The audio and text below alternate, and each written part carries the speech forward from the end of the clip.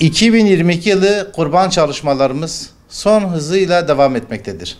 Kimi hayırseverlerimiz bize ulaşıp bağışta bulundurlar. İnşallah hijyenik ve İslami usullere uyacak şekilde kurbanlarını rahat kesmeleri için onlara uygun şart ve ortamı oluşturmuşuz. Allah kendilerinden razı olsun. Bu konuda herkesten duyarlılık bekliyoruz. Yetimler Vakfı olarak yurt içi ve yurt dışı kurban ibadeti ve faaliyetlerimizi binlerce yetim ve öksüz ve mağdurun yüzünü güldürmeye, evine et getirmeye vesile oluyoruz.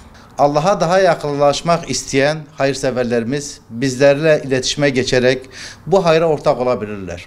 Bu yolda kurban çalışmalarımız devam etmektedir. Gözleri yolda bizleri ve sizleri bekleyen binlerce yetim ve mağdurun olduğunu unutmayalım. Hedefimiz ve çalışmalarımız geçen yıllarda olduğu gibi binlerce yetim ve mağdurun evine et bırakmaktadır.